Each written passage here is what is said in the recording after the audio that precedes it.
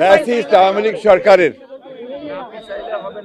নির্যাতনে মিথ্যা মামলায় বাংলাদেশের সবচেয়ে জনপ্রিয় নেত্রী দেশনেত্রী বেগম খালেদা জিয়াকে মিথ্যা মামলায় সাজা দিয়ে 6 বছর তাকে আটক করে রাখা হয়েছে।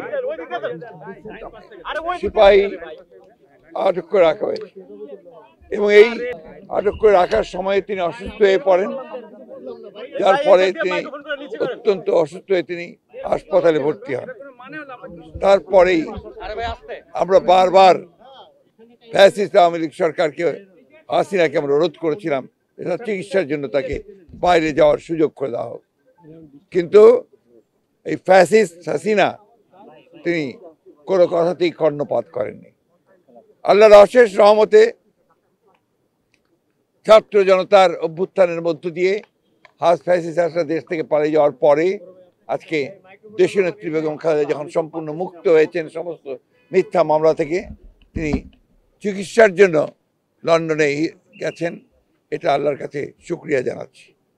একই সঙ্গে আমরা আশা করছি যে সুচিকিৎসা করে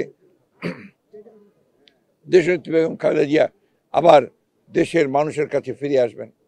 যাওয়ার সময়ে তিনি আবারও বলেছেন যে আপনি সকলকে বলবেন গণমাধ্যমের মাধ্যমে দেশবাসীকে যে তারা যেন আমার জন্য দোয়া করেন, আর আমিও আল্লাহ তার কাছে এই দোয়া চাইছি, আল্লাহ যেন এই দেশকে দেশবাসীকে যেন ভালো রাখেন, তাদের কল্যাণ করেন।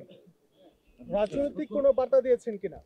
রাজনৈতিক বার্তা তো ওটাই, যেন ভালো রাখেন, সুস্থ রাখেন, গণতন্ত্রকে যেন প্রতিষ্ঠা করা হয়, গণতান্ত্রিক ব্যবস্থাকে যেন আমরা সবাই মিলে ফোল্ড করি।